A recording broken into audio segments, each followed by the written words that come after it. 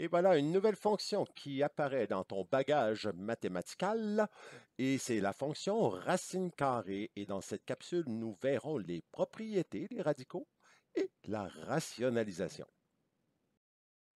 Avant de te parler des propriétés des radicaux, allons voir le symbolisme ici de racine qui, chaque partie a un nom particulier. Tout d'abord, le crochet noir, donc qui est une racine, on va plutôt l'appeler le radical. Ce qu'il y a à l'intérieur du radical, on appelle ça le radicande. Et le petit n qui est ici, en fait, représente l'indice du radical, c'est-à-dire que, donc voilà, on l'appelle l'indice. Donc, si c'était une racine carrée, ça sous-entendrait ici qu'on a un 2, mais on ne le verrait pas parce que, par habitude, racine sans voir d'indice, c'est la racine carrée. Par contre, si c'était une radicale d'indice 3, ce serait une racine cubique. Indice 4, ce serait une racine quatrième, etc. Donc, la première propriété des radicaux, c'est que la racine carrée de A exposant 2, bien, ça me donne tout simplement le radicande, c'est-à-dire que l'exposant 2 annule la racine carrée.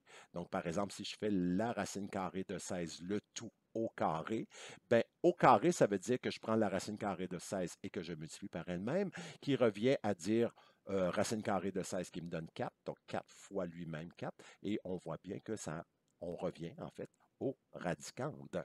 Voilà. Donc, un carré annule une racine carrée. Lorsqu'on a ici A exposant M appliqué sous radicande, en fait, sous la forme d'un radicande, on a la racine énième de ça, bien, ça revient à faire le radicande exposant M sur l'indice. Donc, par exemple, tu pourrais t'amener à faire ce calcul-là sur ta calculatrice. Donc, racine cubique de 2 exposant 6. Donc, on pourrait calculer ça et ça nous donnerait 4. Bien, on peut faire aussi 2 exposant 6 sur 3, mais 6 sur 3, ça me donne 2 exposant 2, donc ça me revient à faire l'équivalence sur 4. Donc, une racine avec le radicande qui est affecté d'un exposant, donc ça se transforme en quotient de l'exposant sur l'indice au niveau de l'exposant. Le produit, la racine carrée d'un produit est égale au produit des deux racines carrées. Effectivement, ça fonctionne avec cet exemple-ci. Donc, si on appliquait la racine carrée de 16 fois 36, donc ça me donnerait 24, mais on peut aussi faire la racine carrée de 16 fois la racine carrée de 36, qui me donne 4 fois 6, donc qui me donne 24. Alors, voilà. Et c'est la même chose pour le quotient. Donc, la racine carrée d'un quotient, c'est le quotient des deux racines carrées. Donc, si on y va avec la racine carrée de 25 sur 49, on peut appliquer la racine carrée en haut et la racine carrée en bas, et ça revient tout simplement au même. Tu te rappelles, l'année dernière, en factorisation, on te demandait de factoriser une différence de carré. Tout d'abord, une différence de carré, c'est un carré moins un autre carré. Et pour factoriser ça, moi, je te demandais d'ouvrir une parenthèse dans laquelle on mettait un plus et on ouvrait ensuite une autre parenthèse dans laquelle on mettait un moins. Et dans le premier terme de chacune des parenthèses, on y plaçait la racine carrée du premier terme. Donc, la racine carrée de 4x2, ça me donne ici 2x là et 2x là.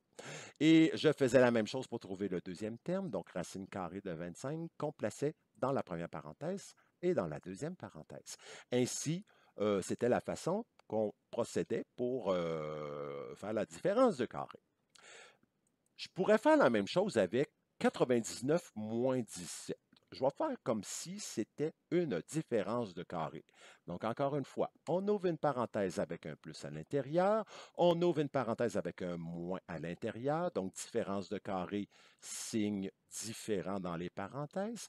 Et là, on va appliquer la racine carrée de 99. Mais la racine carrée de 99, on ne fera pas le calcul. On va vraiment indiquer racine carrée de 99 dans les deux parenthèses. Pourquoi? Parce que la racine carrée de 99 écrit de cette façon-là, c'est ce qu'il y a de plus précis, plutôt que d'y aller avec 9, environ 9 quelque chose. Donc, on le laisse sous forme de radical. On fait la même chose avec le 17. Donc, je vais faire la racine carrée de 17. Donc, j'inscris racine carrée de 17 là. et aussi dans la deuxième parenthèse. Donc, en fait, on a une somme de radicales qu'on multiplie par la différence de ces deux radicales-là.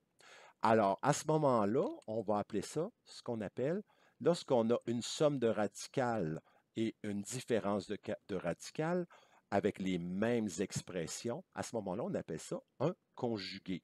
Donc, la partie de droite est le conjugué de la partie de gauche et la partie de gauche est le conjugué de la partie de droite, c'est-à-dire qu'on a le premier terme identique, le deuxième terme identique, mais l'un est une somme et l'autre est une différence.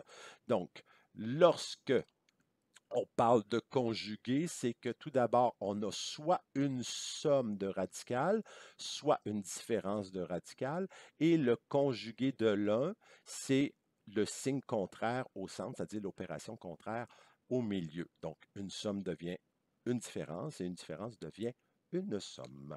Voilà. Donc, et quand on multiplie cette expression-là par son conjugué, allons-y avec d'abord racine carrée de m fois la racine carrée de m. Donc, on a vu dans la première propriété qu'une racine carrée multipliée par elle-même, donc c'est comme si c'était une racine carrée au carré, donc ça annule la racine carrée, donc ça va me donner m.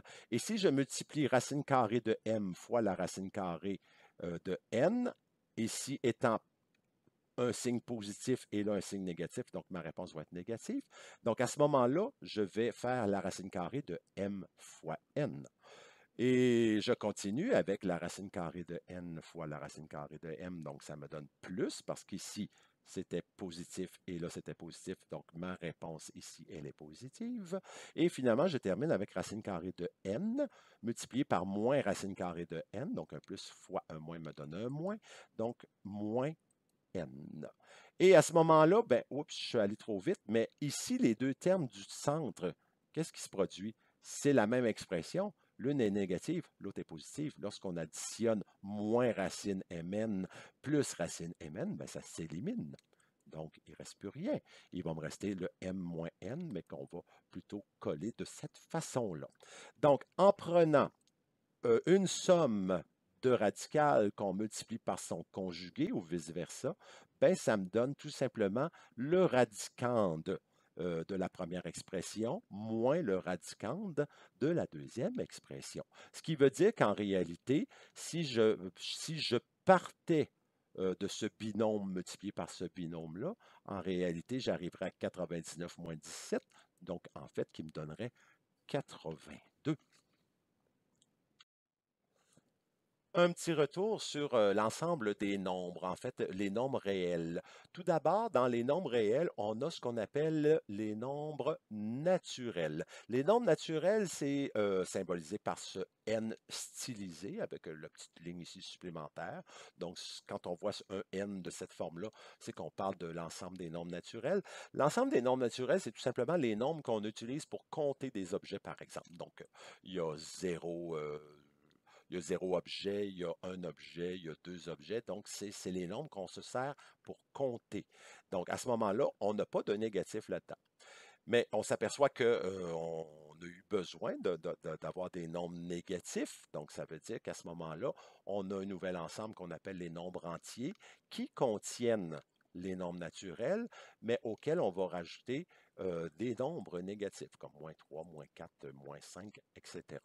Donc, l'ensemble Z, ce sont des nombres entiers positifs et négatifs, alors que des nombres naturels ne sont que des nombres entiers positifs. Est-ce que je peux dire qu'un entier est un nombre naturel? Pas nécessairement, mais un nombre naturel, je peux dire que c'est un nombre entier, parce que l'ensemble des nombres naturels est dans l'ensemble des nombres entiers. Et après ça, ben, quand on fait des divisions, on obtient parfois des nombres qui n'arrivent pas juste. Donc, on arrive avec des rationnels. Donc, un nombre rationnel, c'est un nombre qui peut s'exprimer sous la forme d'une fraction. Donc, tout d'abord, on peut avoir la fraction 4 cinquièmes.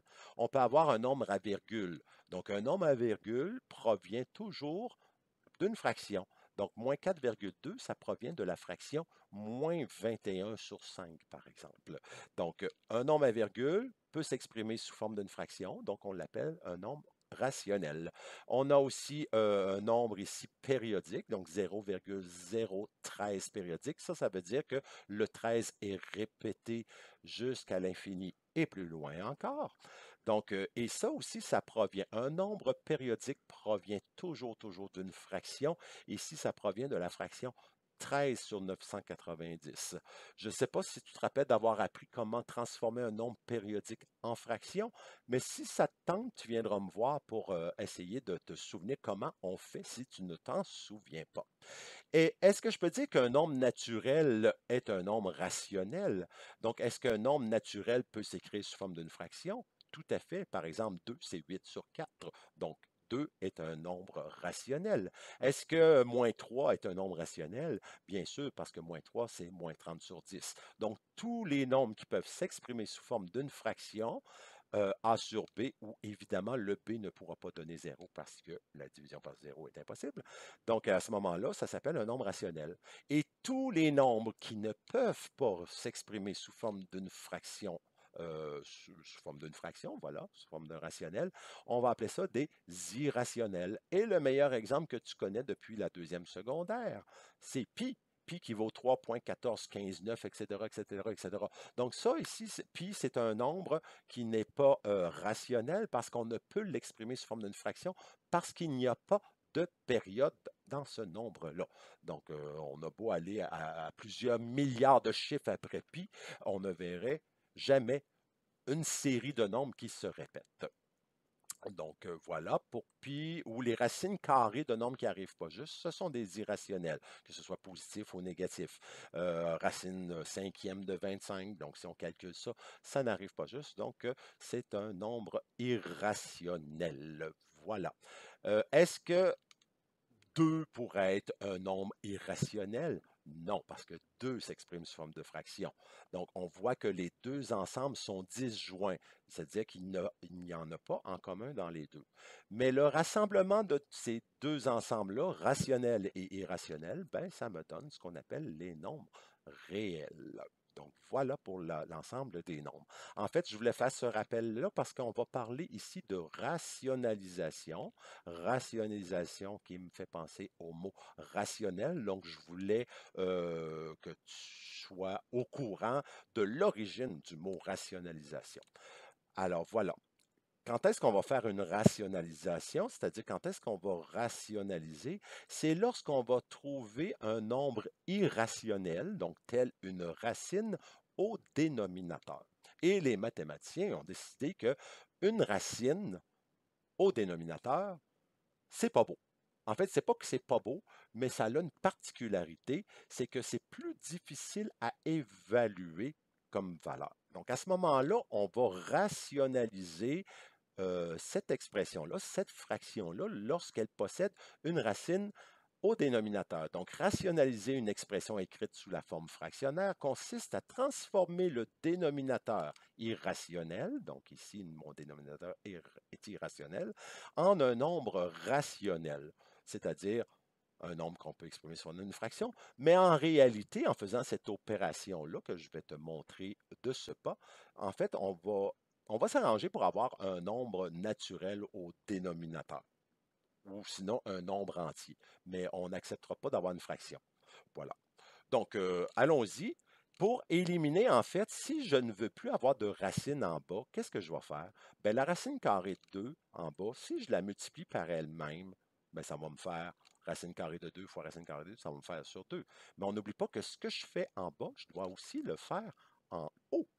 Donc, à ce moment-là, en haut, ça me donne 1 fois racine carrée de 2, donc ça me donne tout simplement racine carrée de 2. Et la racine carrée de 2 fois elle-même, mais me donne ce qu'il y a sous le radicande. Voilà. Qu'est-ce que ça donne faire ça? Bien, ça, c'est pour mieux estimer la valeur, espèce de bougon. Ça, tu vois, ça, c'est un de mes élèves dans un autre groupe que tu ne connais pas, mais il est tout le temps bougon de même. Des fois, il me pose ce genre de questions-là. Donc, c'est pour mieux estimer la valeur. Puis je l'ai dit tout à l'heure, mais en fait, si j'évalue la racine carrée de 2, la racine carrée de 2, c'est environ 1,41. Mais il y a plusieurs chiffres après la virgule, mais ici, je l'ai arrondi au centième près. Si je fais 1 sur 1,41, c'est beaucoup plus difficile à évaluer comme valeur que si j'ai son équivalence qui est racine carrée de 2 sur 2. Bien, la racine carrée de 2, c'est 1,41 sur 2. Alors là, ici, c'est beaucoup plus facile à évaluer. C'est comme si je te dis, tu as une pièce 41 partagée en deux personnes. Donc, chaque personne va avoir 0,705, donc à peu près 71 cents.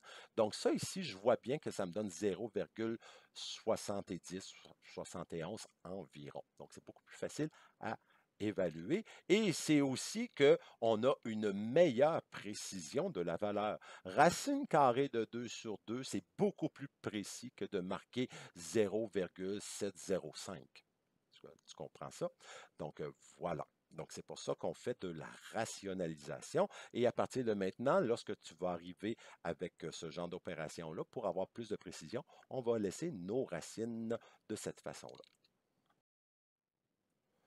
Donc, dans l'exemple 2, nous avons l'expression moins 4 sur la différence de racine carrée de 3 avec la racine carrée de 5.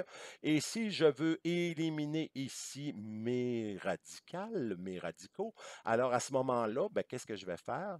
Ben, rappelle-toi, on a vu tantôt qu'on pouvait multiplier par le conjugué et qu'en multipliant par le conjugué, ben, multiplier deux conjugués ensemble, ça fait que ça me donne un nombre entier, c'est-à-dire que je vais chercher le radicand dans la première expression moins le radicand dans la deuxième expression. Donc, ça provient d'une différence de carré, etc. Donc, en multipliant par le conjugué, ça va éliminer mes racines et je vais obtenir un nombre rationnel au dénominateur. Et donc, si je le fais en bas, je suis obligé de le faire en haut, évidemment. Donc, racine carrée de 3 moins racine carrée de 5 multiplié par son conjugué, donc tout simplement en changeant le signe au centre. À ce moment-là, ben, ça va me donner 3 moins 5 au dénominateur. Et en haut, ben, 4 fois la parenthèse. Pour l'instant, je vais l'écrire 4 parenthèse racine carrée de 3 plus 5. Je vais réduire ce qu'il y a en bas. Donc, 3 moins 5, ça me donne moins 2. Puis, dans les fractions, on n'aime pas avoir des nombres négatifs, évidemment. Donc, on veut que ce soit un nombre naturel en bas, c'est-à-dire un entier positif. Mais je sais qu'ici, j'ai moins 4. Donc, le moins, on va l'associer à 4 ici. Donc, j'ai moins 4 divisé par moins 2. Ici, j'ai le droit de simplifier ces nombres-là parce qu'ici, j'ai un produit. Donc, on a le droit de simplifier d'un étage à l'autre quand on a un produit. Et donc, moins 4 divisé par moins 2, bien, qu'est-ce que ça me donne? Ça va me donner, ces deux-là ensemble, ça va me donner 2. Donc, il va me rester après ça la parenthèse, racine carrée de 3 plus racine carrée de 5. Et bon, qu'est-ce qu'il nous reste à faire? Il nous reste tout simplement à distribuer le 2 sur le premier radical et sur le deuxième radical. Donc, en réalité, notre moins 4 sur racine carrée de 3 moins racine carrée de 5 me donne 2 fois la racine carrée de 3 plus 2 fois la racine carrée de 5. Donc, une valeur très précise, plus facile à évaluer. La racine carrée de 3, c'est 1, quelque chose. La racine carrée de 5, c'est 2, quelque chose. Donc, 2 fois 1, quelque chose, plus 2 fois 2, quelque chose, ben, ça va me faire 6, quelque chose, peut-être autour de 7. Donc, voilà, c'est plus facile à évaluer que si je faisais ce calcul-là. Donc, c'est pour ça qu'on fait de la rationalisation. Et allons-y maintenant avec une rationalisation avec des radicales, des radicaux qui ont de très grands nombres. Et ça peut se réduire, ces radicaux-là. En fait, on va regarder avec les nombres carrés. Les nombres carrés, la suite des nombres carrés, hein, donc tu as 1 au carré, 2 au carré, 3 au carré, donc 9, 4 au carré. Donc, voici les 10 premiers carrés à partir des nombres 1, 2, 3, 4, 5 jusqu'à 10. Alors, à ce moment-là, qu'est-ce qu'on va faire? On va essayer si je veux réduire la racine carrée de 108, je vais essayer de trouver un produit d'un carré. Donc, est-ce que je peux faire un carré fois quelque chose qui me donne 108? 108, ça se divise par 4. Donc, ça veut dire que ça peut être 4 fois 27. Mais le 27, c'est 9 fois 3. Donc, à ce moment-là, on s'aperçoit ici que j'ai deux carrés, deux facteurs carrés. Mais le 4 fois 9, en réalité, qu'est-ce que c'est? C'est 36. Donc, c'est toujours mieux de partir du plus grand pour essayer de trouver le facteur du nombre, puis ensuite de réduire. Comme par exemple, si je prends 108, c'est sûr que ça ne se divise pas, ça se divise mal par 100 pour obtenir un facteur qui arrive juste. Donc 108, ça ne se divise pas par 81, par 64, par 49 non plus. Mais si j'essaie avec 36, ben oui, regarde ici, on l'a le 36. Donc en réalité, le 108, c'est 36 fois 3. Donc, c'est plus simple de partir du plus grand vers le plus petit plutôt que de partir des plus petits parce que des fois, on peut avoir un produit de 2 carrés. Puis parfois, ben, dans le 27, ça se peut qu'on des fois, on ne le voit pas. Fait qu'à ce moment-là, ça ne serait pas réduit au maximum. Donc, 108, c'est 36 fois 3, facteur carré fois 3, donc qui n'est plus un carré. Donc, à ce moment-là, j'écris l'équivalence ici de racine carrée de 108 qui va me donner la racine carrée de 36 fois 3. Je fais le même processus avec la racine carrée de 72. Donc 72, si j'y vais de reculons, c'est sûr que 100 fois quelque chose qui a un nombre qui arrive juste, ça ne marche pas. Ici, là non plus. 49, si je fais fois 2, par exemple, ça ferait 98, ça ne marche pas. Puis 36, ben 36 fois 2, ça me fait 72. Donc on l'a ici. Donc 36 fois 2. Donc ici, je vais ajouter le moins parce que c'est un moins. Donc moins racine carrée de 36 fois 2. Voilà. Pour le 12, ben le 12, ça ne se divise pas par 100, ni, ben, ni 25, ni par 16, ni par 9, mais par 4, oui. Donc, pour ce qui est du 12, c'est 4 fois 3. Donc, j'ai inscrit racine carrée de 4 fois 3. Et pour le 8, ben, c'est 4 fois 2. Donc, ici, j'ai un plus. Donc, j'ajoute un plus. Donc, plus la racine carrée de 4 fois 2. On sait que la racine carrée d'un produit, c'est le produit des racines carrées. Donc, en réalité, ici, ça va faire racine carrée de 36 fois racine carrée de 3. Mais la racine carrée de 36, ça me donne 6. Donc, ça va faire 6 fois racine carrée de 3, qu'on va écrire tout simplement 6 racine carrée de 3. Même chose ici. Donc, ici, j'ai mon moins. Ici, ça fait 6. Donc, 6 racine carrée de 2. 2 racine carrée de 3. 2 racine carrée de 2. Donc voilà, on a réduit au maximum. Parce que j'ai le facteur 6 ici, puis le facteur 6 là, je pourrais faire une mise en évidence. Donc sortir le 6. Même chose pour le 2 au dénominateur. Donc je sors le 6, je sors le 2. Donc il me reste ici une différence de racine carrée de 3 avec racine carrée de 2. Puis en bas, ici, j'ai son conjugué qui est en bas. Donc, maintenant, il s'agit d'éliminer les radicaux au dénominateur. Donc, je vais multiplier par son conjugué. Si je le fais en bas, je dois le faire aussi en haut. Donc, à ce moment-là, à partir de là, ben, on va pouvoir simplifier ce qu'il y a à simplifier. Tout d'abord, 6 sur 2, ça se simplifie bien. Ça me donne 3. Maintenant, on va multiplier ici racine carrée de 3 moins racine carrée de 2 par, mais ça, ce n'est pas son conjugué. Attention, ça, ce n'est pas deux conjugués ensemble. Quand on a le même signe, l'un n'est pas le conjugué de l'autre. Ici, j'ai le conjugué parce que j'ai deux signes différents, mais pas en haut. Donc ça veut dire que je dois faire ma première multiplication, premier terme avec premier terme. Donc, racine carrée de 3 fois racine carrée de 3, ça me donne 3. Donc, j'ouvre une parenthèse parce qu'ici, il va y avoir 4 calculs à faire. Donc, j'ouvre la parenthèse. Donc, ça, ma première expression, ça me donne 3. Ensuite, je fais racine carrée de 3 fois moins racine carrée de 2. Donc, ça va me donner un négatif. Et racine carrée de 3 fois racine carrée de 2, ça me donne racine carrée de 6. Donc, ça me donne un négatif parce que lui positif, lui négatif. Maintenant, je fais moins racine carrée de 2 fois racine carrée de 3, donc ça va me donner exactement la même chose, de moins racine carrée de 6. Et finalement, ben, je termine avec moins racine carrée de 2 fois moins racine carrée de 2. Un moins fois un moins me donne un plus. Et la racine carrée de 2 par elle-même me donne tout simplement ce qu'il y a sous... Ça me donne une radicande finalement. Donc, maintenant, on peut faire du ménage là-dedans, mais en bas, on va poursuivre. Ici, là, j'ai vraiment la somme de radicale multipliée par son conjugué. Donc, ça va me faire 3 moins 2. Voilà. Donc, aussi simple que cela. Donc, je vais simplifier. Donc, en bas, c'est sûr que ça va me donner 1. 3 moins 2, ça donne sur 1. Et en haut, ben, dans la parenthèse, je vais pouvoir associer le 3 avec le plus 2 et le moins racine carrée de 6 avec le moins racine carrée de 6. Ici, c'est comme si j'avais moins une carotte, moins une carotte. Ça va me faire moins 2 carottes. Donc, ça va me faire ici 3. Parenthèse, 5 moins 2 fois la racine carrée de 6, parce qu'on l'a ici 2 fois. Et en bas, ben, sur 1, mais sur 1, finalement, on n'aura pas besoin de le laisser sur 1. Donc, on simplifie le tout. Ça veut dire qu'en haut, on peut distribuer. Donc, 3 fois 5, ça me fait 15. Et 3 fois moins 2, ça me fait moins 6. Donc, ça va me faire 15 moins 6 exposant 6. Et là, attention, danger, danger, danger, danger. Le danger, c'est que il y en a qui vont avoir tendance à prendre le 15 puis le moins 6 puis de le soustraire ensemble. Mais on va voir si on peut vraiment faire ça.